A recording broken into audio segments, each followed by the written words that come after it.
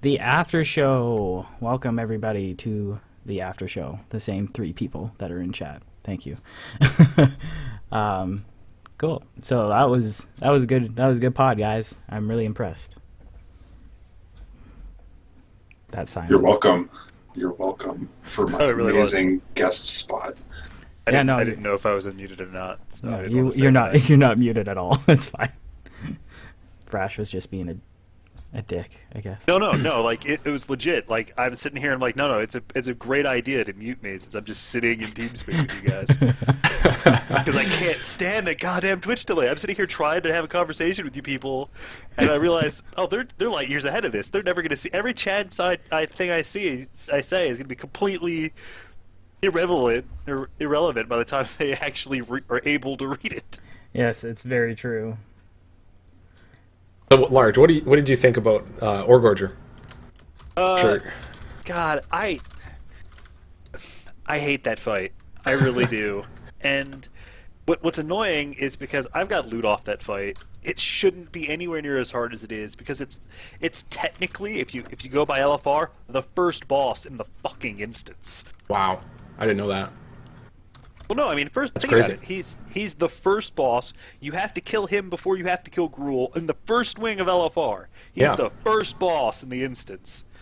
Even in the dungeon journal, he's the first boss in the instance. Weird. And then Beast Lord's third. Huh. Right.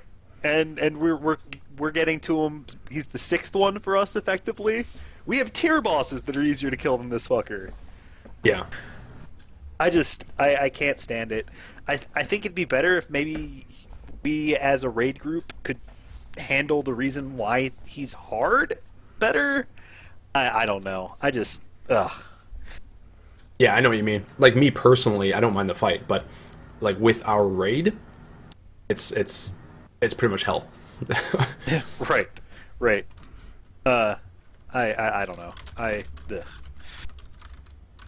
I had to buck up and just deal with it because I was kind of the reason that kind of we were doing that tonight. You all can thank me because Thanks, I've been pushing that we really need to get Orgorger down before we start working on things like Promog and Iron Maidens on Heroic and. I thought we killed Chromog on Heroic already. No. We had attempts. We tried one night. And we had this miraculous, like, our very first pull of the boss. We got 40%, and then never got close ever again. After that, we pretty much died on the first grasping hands. Right. We never made it, or we'd get a little bit past that, and then we'd wipe. Yeah. All right, so I have a funny story before I forget, and it relates to Rhuiller's inability to read Audition. So I'm sitting in work today, and I'm not the youngest one in the office anymore. We now have a 20-year-old, but I am of all the people who work on our section of the office, I am the youngest one by light years. Everybody's at least twice my age. Well, one of the women I work with was having just a bad day, and she was forgetting all kinds of things. Well, she tried to tell me that the cigarettes that she was about to go on her smoke break and smoke were 100% addictive free. So she hands up and shows me this box and see 100% addictive free, and I'm like, you realize that says additive, right? Wow, that's pretty bad. Her response to that was one, laughing because she's a good sport like that, and it was like, you weren't supposed to actually read the box. Oh man, You had such a great opportunity. Well, I then proceeded to make fun of the fact that, oh yeah, that reading thing, that most important thing any human being could ever learn to do. I was gonna say, like, 100% addictive free. No wonder you always want another one. Well, I try not to because she's a really nice lady, and basically everybody else I work with smokes. I'm the only one who doesn't. So I try to keep the teasing of them sucking on their cancer sticks to a minimum. They don't Otherwise really you like it that much. Otherwise, you become the ashtray. Probably. Oh, that's good. That is a gooder. Whoops. I try. I really do. It's my mission in life to at least to be an ass to as many people as possible and then make them laugh. It's a good goal because you don't want people to think that you care about them, but you want them to laugh. Story of my life. Pretty much. So, Brash and I did some interesting stuff last night, and not in the way you think. Uh-oh. Because that's just bad. Oh, man. I know, as soon as I said it, I'm like, fuck, I'm gonna have to read. Phrasing. Phrasing. So Any we had some pretty interesting instances of that tonight. Also, Oh, yeah. I work with a woman who is the most stupid person I have ever met in my life. She's our receptionist, and she's got her days where she doesn't she'll sit there and she'll say something, and then I'll snicker, and then she doesn't get it. Everybody else in the room starts instantly glaring at me, which then prompts me to go, I can't help it! It's right there! She's the funniest person ever, and she doesn't even realize it. I know, right? Oh, man. But no, okay. We went on a particular old server, and we decided to play some vanilla WoW, and Oh, is that what that stream was about? I got the email this morning, and I'm like, you guys started streaming after I went to bed. Damn it. Yeah, I streamed for like 6 hours yesterday. It was ridiculous. But, yeah, no, it was because I didn't play in vanilla, so I came in Kata, as I've said before. You didn't miss much. I hate the people that are like, vanilla was the greatest thing ever, and I'm like, you clearly didn't play it. Well, what was interesting from my perspective, because Rash has been playing since vanilla, but it was, I felt the way that I was playing, like it felt like WoW, but it felt like I was playing differently, like myself. Like I played a different style than I do in current WoW, because there's just so many different things that you kind of have to like pay attention to, and like I was playing like a hunter. Everything ever. Yeah. Oh my god, pet happiness. Oh my god! Well, that's the thing. I was playing for 2 hours, and it took me 2 hours to ding to level 4. And wow, what did you? No. You were doing something wrong. Even in vanilla, I could get to 6 in an hour. Nah, I think 6. No, man, we're talking big numbers here. I know. No, I played again today after not derping, and I got to level. I think I got to level 6 on a priest pretty quick. Were you playing it? Okay, well, as a priest, that's different. Now, if you were playing a Tauren hunter, I could see it taking you 2 hours, because originally Mulgore was the hugest zone ever. It was the worst. Whenever I started a Tauren in vanilla, I would run it to the troll starting zone, because I was not about Mulgore. I was not going to do that. I didn't know better. Large is my only Tauren. He was my very first tune, and I started playing in vanilla. And I shit you not, those opening quests, there are easily 5 to 6 minute runs between going to where you have to go and then coming back. Like, they are light years away. At least, I don't know. Once per hour you can hearth back. Right. Now, Brash was actually my brother's character. He was made at like the beginning of 06, and he leveled him to about level, like 20 maybe, and he never played again. So I missed all that like beginning Mulgore area. But I remember logging into Brash, and he had no stances. He had like everything was gimped, and he was in Thousand Needles, and he had no quests. And I was like, like what happened? I don't know. But that being said, I distinctly remember one of the first, because I was back with class quests. One of the first class quests taught you Whirlwind, and got you a two-handed axe. And Oh, then, yeah. the next one is how you got defensive stance as a warrior. Wow. Yeah. God, you want to talk about class quests? Fucking shaman Hey, class quests. those totem back in quests vanilla. were cool. All of the 2 of them that I actually did. Okay, you did 2 of them, so you did earth and fire, right? Right. So earth was easy. You killed a couple of those like imp things in the starting zone, and you ran it into the hills. If you were a troll, I mean, you ran it into the hills and you turned it in, and it was fine. The fire one, you ran up the mountain and you killed the spirit, and it was fine. The water one required you to collect a shit ton of items, like really obscure things, and then bring it somewhere, and then you had to do some stuff. And then the wind one was pretty cool. It took place mostly in Thousand Needles, where you had to do there's like this guy in a cave in Thousand Needles, and you had to like do all these trials for him, and the last one was to jump off of a cliff to your certain doom. Right. And then they teleported you at the end? Oh, I remember that one, yeah. Yeah. And then, but yeah, you had to get all your totems, otherwise you couldn't cast that type of totem. Right. It's Right. so insane. I remember that in Burning Crusade, that was when they introduced the relics for paladins, druids, and shaman. The offhand or the ranged slot thing for the classes that couldn't equip one. And I distinctly remember the shaman being really excited about the fact that it counted as all 4 of their totems. Yeah, because like before then, you had to have all 4 of them in your bags, just taking up space so you could cast some fucking spells. Before the time of soul bags, warlocks would literally spend hours before raid gathering crystals. soul shards that completely filled their bags.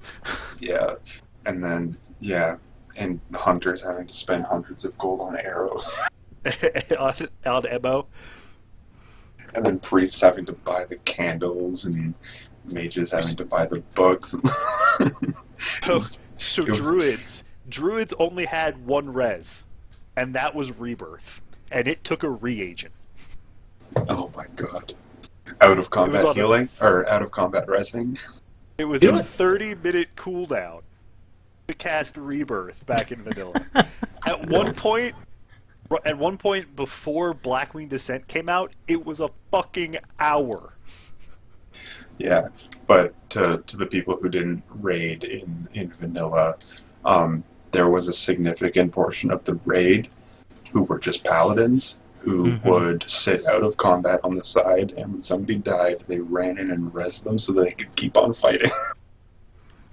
And then there was also the paladins who had to stand outside the raid. So they could buff? So that's they all could they buff. could do? Yep. Because paladin blessings at the time only lasted 5 minutes. Mm-hmm. You know the one that I told Rhuller, and it blew his mind. Recklessness, retaliation, and shield wall all shared a cooldown, and that cooldown was 1 hour. Yeah. Oh man, it still blows my mind. It's like, what the fuck? But the thing is, like, they didn't have proper defensive cooldowns, but also your raid had like 30 healers in it. Right, because spamming you. Shamans were healers, paladins were healers, priests were healers, unless you were the one lucky shadow priest. Druids were healers. If you could heal, you were a healer. You were healing. Even if you weren't in the healing spec, you were healing. Yeah. Like, if you got lucky, you were in like a super casual guild who let you be a feral druid and do shitty DPS or something. But... Right. Well, I remember feral not being terrible if you were really, really good at it. Yeah. Just like Ret was good if you were good at it. Yeah. But basically, like, yeah, if you were really good, you could play Ret. Paladins, like, despite it being a spec, was not a spec. Right. Tank druids were not a spec, despite them being a thing. Well, because the only thing you could do 5-mans. Yeah, but you couldn't tank a raid boss. Yeah, raid bosses were exclusively tanked by warriors. And barely at that. They were just slightly better than everyone else. I mean, they had like 7,000 health. What the fuck were they thinking? And, like, yeah, no defensive cooldowns. Just like, was there even a shield block? No. There, it might have been a big cooldown. No, I think they just had a shield. Yeah. And it sometimes blocked. I think they had a shield that sometimes blocked. They had Last Stand. Oh yeah, that was like a Yeah. talent, I believe. Right. Mhm. It was a prot talent. Yeah, it's crazy. The only back then, the Warriors tanked because they had a shield. They did slightly more threat than anyone else because of Sunder Armor. And that's the only reason. Yeah. The other We're talking thing, like 5% differences. waiting for 5 Sunders before you could start DPS. Yeah. That never ended with like I actually got to DPS like Molten Core as a warrior, and threat was the biggest issue. I had a Zinrock and I would just be like constantly 99% threat or whatever. I wish I had salve. Oh my god. My methods for DPSing as my rogue was I just went off immediately and then vanished and just went off immediately again, and then I was good to go. Yeah, I do the same as a hunter. Even with Feign Death, which was a complete threat wipe, I would still catch back up. Well, yeah. Well, clearly you weren't misdirecting enough then, because at that point, there was no misdirect. Didn't... There's no misdirect in vanilla. You're right, because you'd have to pull for the misdirect was a Corehounds. Corehound Pact. You'd have to pull each individually with a hunter to a tank and then feign as they taunted. Yes. Yep. That was my job. I was the hunter bitch puller. Yeah, because with the mechanics of how taunt works, like if you did any damage after they taunted, you just pull it right back. Unless they managed to do more threat than you did, which at the time never happened. Yeah, like if the warrior could put 5 Sunders on immediately, he was good to go. Well, that's like this moves forward to Burning Crusade, but like, the Void River boss in Tempest Keep? Loot Reaver, yeah, Loot Reaver. I tanked that solo tank on Brash because I'd run a lot of DPS gear, and because I didn't really care about like defensive, because on that fight like threat was an issue, so I could just single tank it because I was doing more threat than anyone could do. So towards the middle of Burning Crusade, I was the tank for our own saviors, and the reason for that was if you needed to tank the boss, no one could catch up to my threat because I was literally bears didn't have to get as much defense gear. You only had to get to 415 defense, and so that let me run literally cat gear in every other slot.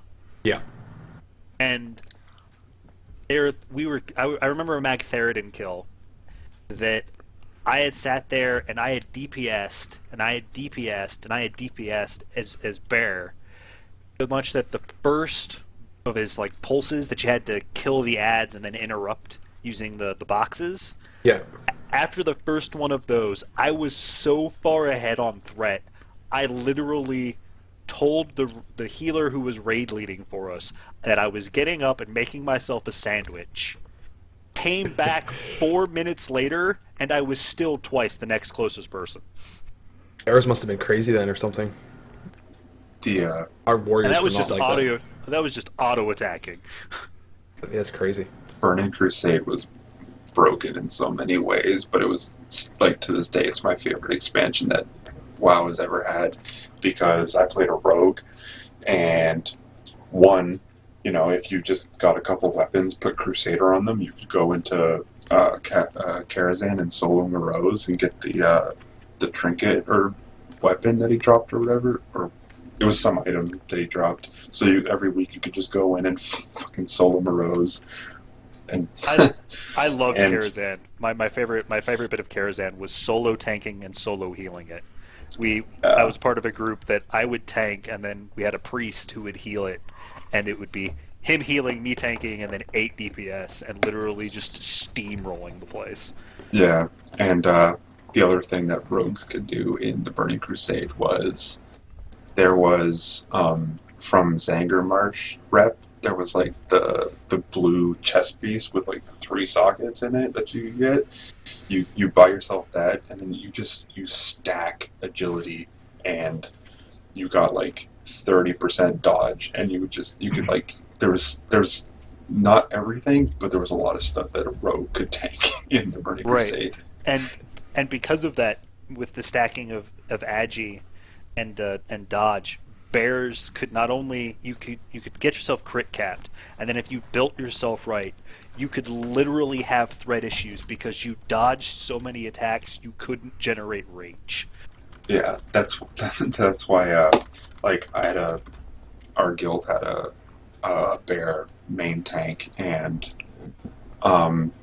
he was having troubles, and so he swapped out a bunch of his dodge for pure stamina. Right. No, like I had my brother was a mained warlock, but had a prot pally that he used to love playing, and there when as a tank, if you outgeared the fight too badly or so much, you actually had to like worsen your gear, otherwise you had threat issues, and there was nothing you could do about it. Yeah, just like pull off your pants or something, and just I remember there'd be times on Prince he would sit down so that he'd be critically struck, so that he could stand up, so that he could get the mana back to keep casting during the twin axe phase when he could parry gib a tank. He would sit there, and as he was paladin, Exorcism was a spell, so he'd stop auto-attacking, and then when he ran out of mana from spamming Exorcism, he'd sit down so that he'd be crit, so that he could be healed to get his mana back, because that's how paladins got their mana back at the time. Yeah.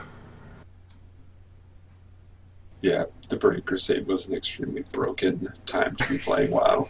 Well, broken. Okay, I want to comment on that. Broken is like the opposite of like the homogenization that we have now, in my opinion. Right. You know. And Right. I Yeah, well, the reason the Burning Crusade was so broken was because Blizzard realized that in vanilla, no class could like that there was pure DPS classes, and everyone else was a healer except for warriors who were tanks, and they wanted everybody to be able to do everything that they were supposed to be able to do, and in doing that, they made everything super OP.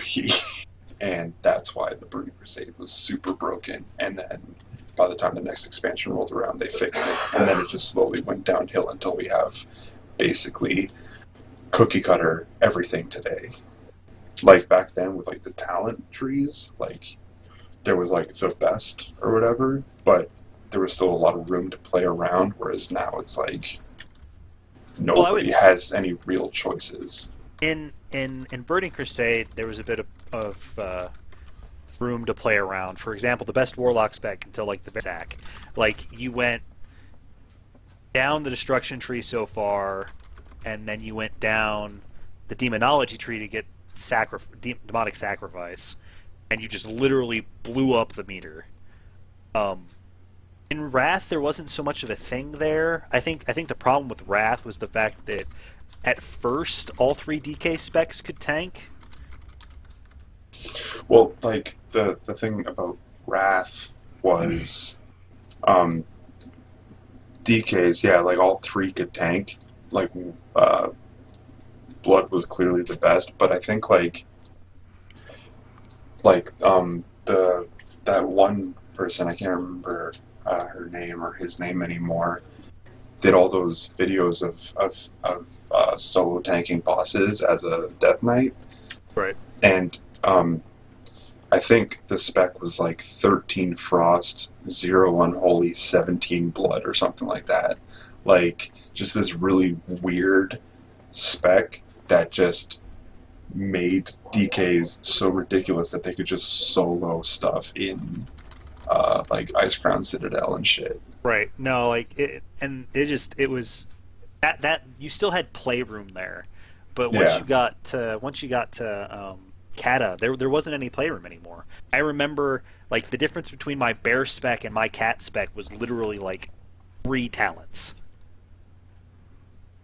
Yeah, because like they wanted to fix the trees to make it so that if you wanted to play boomkin or balance or whatever, you had to drop all your points into balance, or not all your points, but like you had to get to the final talent, and so there was a clear best path to get there, and Right. so like while the sort of excess points had some wiggle room, like there was like like 21 points or whatever that you just were decided for you, and now like you get 15, you get to choose three things, and two of them are pretty okay and one of them kind of sucks, and then you choose at 30, you choose three more things and one of them is okay and the other two are kind of dumpy, and then and so I miss talent trees a lot.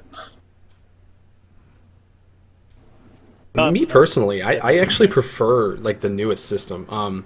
Like, You play warrior. I'm gonna rest my case right there. You play what does that warrior. mean? Like, As a druid, as a feral druid, I have, as a guardian druid, I have one or two maybe rows where I'm kind of torn between using this talent or that talent depending on the fight. Everything Okay. else is very Yeah. definitive. With shaman, there's two rows for me too. There's one where I can choose between my healing stream totem, healing two people instead of one per tick, and the conductivity where my healing spells make my healing rain last longer. And yeah, like, on certain fights, like one is clearly better than the other. Like on fights where we're moving a lot, it's clearly not good to have conductivity because nobody's going to be in the healing rain long enough to benefit from it. And then there's another row where there's two options out of the three choices, and other than that, pretty much like nothing is like there's one clear choice in every other row. Right. so you think warriors have some of the like the best choices right now? Well, like let's look at what is it? It's Bladestorm, Dragon Roar, or Shockwave. That's still the I- row. Stormbolt, Shockwave, Dragonroar. Okay. All I mean- three are viable. Right. That's not a thing for like any other class. Yeah. If you look at That's sad. the row with sudden death, I want to say that one.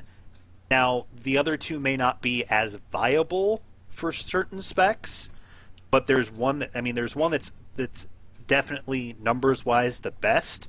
But if you pick the other two, you're still gonna be fine. That's not a thing in the others for other classes. Well, and for arms, there's two in that tree, sudden death or the other one, that like you change depending on the fight. So, like I'm changing like lots of talents all the time. Right. Yeah, It's amazing.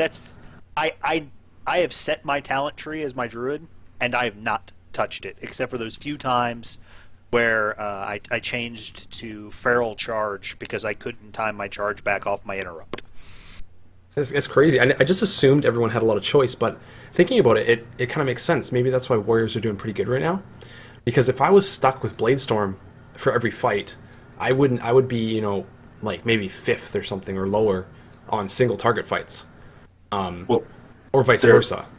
there's a pretty common trend with warriors that happens in every expansion for Fury warriors, where at the beginning they seem really, really weak, and then the gear drops and their crit goes up, and then all of a sudden Fury warriors are fucking amazing. Like Warriors have always scaled incredibly well with yeah, like every expansion, that's what happens. Like Totally. at the beginning, everyone's like, "Buff Fury, Fury sucks," and then the first raid opens, the gear drops, the crit goes up, and everyone's like, "Nerf warriors! Warriors are too fucking strong." Well, in Mists, it took a little bit longer than the first tier, but yeah, it did Right, happen in yeah. the end. But I mean, Yeah. when I was playing a hunter in vanilla primarily, and like I remember the day that I watched some orc warrior on Nefarian, like a video, and he had Thunder Fury. He was Fury, and he was just wrecking the ads, and I was just my jaw dropped. I'm like, I am swapping to this fucking class, and since that day, I've played a warrior, and like in vanilla, I got a Zinrock, which was pretty decent, and like I was wrecking stuff. Yeah, like, and I was a two-handed Fury weird spec. But yeah, like it's good shit. No, I mean, I'm with you. It's just like warriors have perennially been good. Like that's just a thing, and I have a I mean, theory as to why. It is not favoritism. It's the crit. No, that's it. Like I don't think it's the crit either. No, warriors get good because the crit goes up. Like that's what happens. That helps, but I think that's a symptom of the thing. The reason that warriors generally are good is we don't have a lot of gimmicks. Like we don't have a CC, we don't have many heals, we have a few defensives. You know what I mean? Like there's not a lot of spells. You know, like, and if a warrior sucks at doing damage or sucks at tanking, what is he good for? He gets sat. He has like no well, I guess use. that's true. I guess that's true. Like, And I think that's why. And also another thing is, like, it's the same reason why mages tend to be good, priests tend to be good. Like that priests have a lot of downtime too, like especially shadow priests, but it's because stuff like warriors, priests, mages, rogues, and hunters, they're all classes that have been done like a billion times, where like shamans are fairly unique in the RPG system. Like there's elementalists in other games and stuff like that, but like a lot of the classes that you don't really see very often tend to have a lot of variance, whereas the tried and true classes in the RPG realm tend to be fairly easy to balance, I guess. See, now, what I find interesting with that is the druid, because the druid is a staple of everything. Like the shape-shifting class is a defining factor in basically any of the RPGs out there. And I'm not gonna lie, it took them forever to balance druids. Well, and the other thing is because, like, I think a big thing is that, like, shapeshifting has been around a long time, but not so much in the way that it is here. Like, Diablo 2 had a druid, and you could do, like, get the shapeshifting tree, and you can do, like, the other stuff, but, like, if you think about, like, the big MMO before WoW came out was EverQuest, and I don't know if you ever played EverQuest, but Druids can shapeshift there. They can, but like, well, I guess it was more they're wildly they're wildly different, and so if like I guess that's true. They were definitely more like geared toward healing and like the problem with management. druids, and like they did a lot of dots and they had great buffs, but like the druid in WoW was Blizzard attempting to take the Druid of the Talon, Druid of the Claw from Warcraft 3, I guess that's true, and dropping it into one class. Yeah. And so they just had a lot of issues creating that from their source material. So well, and you got to remember Blizzard like fully admitted, and we were upfront like from vanilla, like I would say all the way till Kata, they didn't intend every class to be competitive, like damage wise or tanking wise. Right. No, like they definitely the quote unquote hybrid tax. Yeah. And then like druids in Burning Crusade, druids were quite literally the jack of all trades, masters of none. I remember I could sit and I could shift out and I could heal. Even as feral, I could do okay healing or spot healing. I would tank. Druids, feral druids at the time were the off tank. Like you had them tank your first ad, maybe the second one in the kill order, and then they went cat and threw spot heals and yeah. And the other thing is it's like it was Blizzard's first foray into the MMOs, right? And so, yeah, like creating new classes and stuff like that was a lot of issues, whereas there was a lot of material to draw on for the tried and true classes, like I was saying before. And the other thing that I was going to say was... Give me a minute. Keep talking. It'll come back to me. Rhuller, you got any questions or anything? Vanilla, or That's Uh, right. We have been kind of nostalgic without him. yeah, get in here. What I was going to say was Blizzard, yeah, it's their first MMO, and they admit that, like, it's not only the classes they fucked up, like, when they were, it's the, like, do you know the reason why, like, you cannot replace the 16 slot bag that you start with? It's because that bag is hard coded to your character. Right. Yeah. Because Yeah. they didn't know what they were doing when they created the game, and so they cannot fix that bag to be replaceable without risking Oh, they can every fix character. it. No. They can Like, fix it.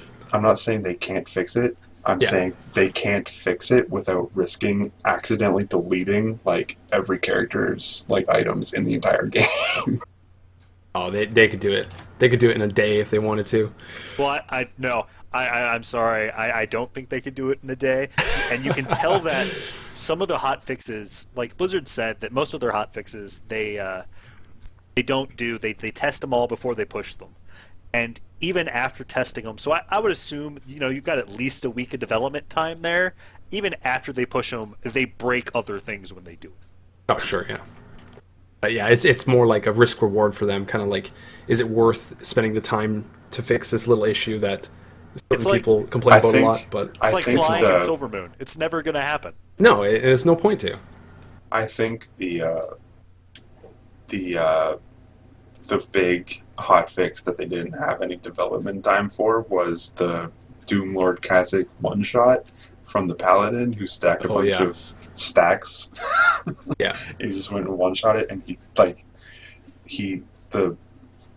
the game never intended that boss to be one shot, and so the whole server went down, and then Blizzard just took the game down, and an hour later that buff only stacked 10. Yeah, I have a different opinion about a lot of that stuff. Like, I don't think any of it was an error. Like the way that things were broken in vanilla. That's just what it was. Like, it wouldn't have been the same game if it didn't have the same bugs. Well, no, No. I'm willing to agree with that. But vanilla was a broken, bug-ridden, completely user-unfriendly game, It really was, and that's But why it was amazing. and that's Well, why yeah. we all loved it. Exactly. It was human. And there's a quote I read. It's like, the closer we get to perfection, the less human we get. And it's so true. Like, the more homogenization in WoW, it's just like, what's the difference between a warrior and a rogue now? And not really a lot. Energy versus rage, and that's Yeah. not really. Well, see, on top of that, it's not really that much different. One just fills from empty, and one empties. Yeah, then it's- restores to full. Like, there is no difference there. Yeah. There's a lot to it. I would also, like, say Yeah, that I would like one thing that I know a lot of warlocks have been asking for it, and like they tried it to moderate success in Mists of Pandaria, turning demonology into a dedicated tank spec. Like I would- no, I it would be fun. But what I would like to see is not so much a dedicated tank spec, but I want to see an pet tank spec. I want demonology to summon a tank and then spend their entire time buffing that tank to keep it alive. Well, see, in Mists, right? The like they couldn't tank current content, but the way they did it was if they went into one of the if they were well geared and they went into the Mogushan vaults or whatever, like the first LFR, and they the group like was down with it, they they summoned the Voidwalker, they sacked it to get a huge shield, and then they would just tank as and so be like giving demonology the tools to properly tank, I think would be really interesting. Like having the pet idea would be great too. Like any sort of thing, I would just love to see demonology be a method of tanking, I like properly. I like the fact that it uses meta more now. Like I like the fact that it's all about switching in and out of meta. But I just lore wise, I'm willing to give you. I want it to be more about the demon. Yeah, that'd be cool too. Like, yeah, I just like like in Mist, like they would sack it for they would sack a Voidwalker for a huge shield, and they would go with that. But yeah, having a proper demon and having tools to control the demon to do it would be great too. Like maybe even having like a like a permanent like life link, so that Yeah, like the demon's health was your health, kind of thing, like a blood golem from like on the necromancer, yeah. like something like that, so that they would have to heal the the warlock still. But yeah, like no matter how they did it, I would just love to see demonology, because that's the one thing they don't have. Like they have a leather tank, like they've had bear tanks for forever, but like they always had 400% or 360% bonus armor, and so Right. it never really felt like a leather tank. But No, now they have, you were effectively wearing plate. yeah. So like now they have the monks, which are leather tanks, and they don't have a mail tank, but like I would just love to see a cloth tank. I think that would be great. I Like they never had a proper mail tank, but like back in the day, like in Wrath, like an enhancement shaman could, to Yeah. moderate success, tank, but Right. it was never like an amazing thing. And I now mean the that tools were there with the unleash rock biter for Unleash, a taunt. yeah, and like Frost Shock or whatever, had a shit ton of threat attached to it, but that's So did gone now. so did Earth Shock. They all everything but Flame Shock had an I additional know. threat component. Earthshock had threat initially, but then they switched it to Frostshock. Oh, okay. It was never both at the same time. I would like to see as a class. I'd like to see a healing, not a healing spec, but truly a healing class that healed by doing damage. And I don't mean um Like the Smite Priests. like discs. I don't mean like pennant like atonement disc or fist weaving monks. Yeah. I want a spec that the only way it can heal is by dealing damage to the boss, or debuffing the boss. So maybe instead of doing, you remove the damage aspect of it, because if you had if they were a competitive healer and did competitive damage in any way, sort of thing, that's all anyone would ever use. But maybe you do it by debuffing the boss. Yeah, like a class that has a lot of things that are like that act as hemorrhage did, like where like Or the vampiric embrace. yeah What did vampiric embrace used to do? vampiric embrace, but I mean like hemorrhage, where like the rogue would put hemorrhage on, and then anybody like melee attacked the boss would do extra damage and take a stack of hemorrhage, but like instead they would like get a heal, or there would be another type of hemorrhage where they would get a heal over time, or like they would get a shield, like depending on what Right. the class was casting And on the boss at that time. And the crazy thing is they have the access to it. You could just manipulate the blood mage lore to work with it. I mean, it's there. Yeah, it's true. I mean, but it all boils down to like, what does Blizzard feel like doing, right? Because Well, yeah, it does. But I can definitely tell you this: we need another class, because I'm tired of paladin priests and warlocks being the only ones that have to roll on each other's gear, especially considering they're in our raid group, they are the least populated tier token. There are 4 of them. There are only 3 classes on the tier token, and it irks me.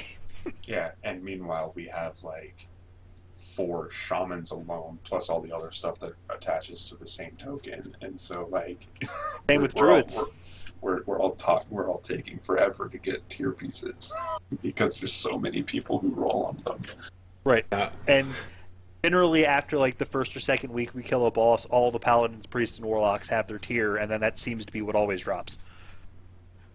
Yeah, it's kind of absurd. Like, Arc is like so desperately trying to push it out. It's like, off spec, guys, please. Like, but nobody needs anything anymore. Right. Yeah, I think Monkeys have had an issue with the Protector token since Wrath or so. That's always been a thing. Oh yeah. Well, remember in Mist, it was our raid was like what 3 warriors and like 3 shamans and then some other people. That was our raid. Okay, it was our raid in Mist was 3 warriors, 3 shaman. No, 2 shaman. It was just 2 shaman because it was just Coho and Voodoo, and then we had almost always had a hunter with us. Yeah. Like always, it was always at least 6 people in the raid were on the same tier token. That's ridiculous. If you go back to Kata, you remember you did at least in Firelands, there were 4 warriors, 5 hunters, and then like 4 shaman in a 25-man raid. Wow, I missed out on that. And it just got worse. It got worse in Dragon Soul. Yeah. When we were doing Dragon Soul in 25, we literally had like 7 hunters. It's nuts. I remember. I think when I came back in Kata, because I missed Firelands, I wasn't in Monkey. I think that you guys had removed me, so I was just guildless running around. And Kuros like whispered me, or like did a BattleNet like spam or something. Was that before BattleNet? Anyways, it was before BattleNet. He must have whispered me, and he's like, "Yo, can you come help me fill this 25 man?" I'm like, "Okay." Like I hadn't played in like a year, and like we did more chalk, and I obviously I brought my warrior, and like that was when like I started raiding again. I haven't like stopped really since. So, blame Kuros. It was one of those things. Well, I mean I've got to blame Kuros. I mean Kuros is the reason why I'm in the guild. All because I volunteered to lead a Pug Malagos 25 man back in the day. What an idiot! Who volunteers to lead anything? Well, it was our own saviors that set it up. Oh, okay. And I was kind of the raid leader at that point, so it was one of those. Yeah. No, I don't mind or miss the fact that or blame the fact, and I definitely remember at one point Kuros bitching to Micra about one of the points where I made a comment that my warrior was really kind of an alt, and then Kuros pointed out, he was like, "Yeah, if I'd have known I was getting him as a warrior, I wouldn't have invited the fucker." Kuros thought I was bringing over my druid. Yeah, well, Kuros was always really big on he always pushed, make sure you can play 2 different specs or whatever. Ideally 2 specs that can 2 different roles. Right. So he really likes the druids. He always wanted me to tank, and I just no. Well, no. I did manage to shut him up when I topped my first meter in Firelands. Oh, nice. So. Sweet. That always helps. Right. I beat Regoth on 1 pull and one boss kill, and Kuros never bitched to me about it again. Nice. Like, I never cared about like second specs. Like in Mist, I played a monk, and I was basically exclusively brewmaster, and I had a Windwalker off spec. But whenever I would win, like the only time I ever used Windwalker was when I went into LFRs and I just wore my tank gear, and because like other than the set bonuses, it was basically the same. So like I would still do well on GPS, but like now like nobody expects me to play Elemental because the few people who ran like heroics with me when I DPS them like realized like my DPS sucks because I don't have DPS gear. I have healing gear, and then I DPS in it because I don't care I about. know that feeling. And so like that's why I always make jokes about like if they're looking for a healer to switch to DPS, I'm like I can do a good 7K because I don't care about being able to do more. Like if I built a proper set, I could learn the the spec and it would be fine. I just don't have any interest in doing it because I like healing and I want to be expected to heal. You know what I mean? Yep. Yeah, I know the feel.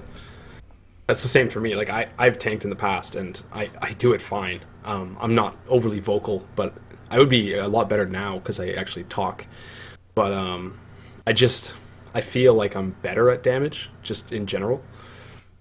Well, yeah, it's just it. Like when I made the shaman, like I used the boost from 60 to 90, but I got to level 60. I didn't do a single quest that didn't come out of an instance. I just ran instances as a healer until I hit 60, and then I boosted to 90, and I did some LFRs, and then Warlords of Draenor hit, and I leveled as Elemental really slowly because Elemental sucked at the beginning of Warlords of Draenor, and I'm pretty sure it still does. And then I switched to healers, and I never really looked back. It's like I ran a bunch of heroics with some people in the guild as Elemental, and I was like doing shitty DPS, and then I was with, I think, Eliadar, and Eliadar was healing, and then he said, "Do you want to switch? Like, I'll go DPS, you go heals," and then we switched. And then people realized that I was a good healer, and so nobody ever asked me to DPS again. It's one of those. I mean, I feel the same way about tanking. At this point, I enjoy being DPS. I really do. But I instinctively, I gravitated towards the tanking specs, just inherently. And like, don't ever expect me. I did try healing on my druid twice. They were miserable affairs, and I will never do it again. Well, Yeah. I mean, I want to give you some props, Large. Like, yeah, you were good at damage when you did it. But as a tank, you have a personality that you have a slight aggressiveness, right? And I've always thought that's a good thing because it makes people wake up a little bit, right? You can't be super lax all the time, I think. And it's always been good. Like I remember when Rhuller first like heard you on Vent in a raid, and he's like, dude, this guy's like way too aggressive, and I'm like, no, I like him. He's like, yeah. I definitely am, and maybe part of that is so I learned to tanking for a mage who knew what she was doing, a demo sack warlock, and a ret paladin, who he was one of those good ret pallies that got to be ret in vanilla. Right. Like he knew what he was doing. He was on the leading edge of seal twisting and Burning Crusade. Like he knew what he was doing, and he would pull. No matter what you tried to do, he would pull. And then bitch if he tanked the mob if he was still tanking the mob by the time it got to him. Sorry, who are you talking about? The guy who I played with was okay. was Crazy Ivan, was his character name, but the I was an L to make it look like it was a capital I. But like when you learn in a situation where no matter what you do, like Demo Sack Warlocks, like if they got a Shadow Bolt off before the tank hit the mob, you weren't gonna pull back from them unless you taunted it. Yeah.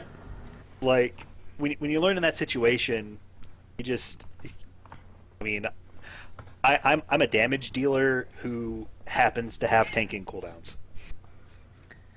I just gotta cut the stream because I'm gonna keep the streams to 2 hours. And so. Well, that's okay. I gotta go to bed. I gotta get up and go to work in the morning. Okay. I like you fuckers. I just want to say thank you guys so much for popping in and being on the show. Really, really appreciate it. It always helps to have guests on. Yeah,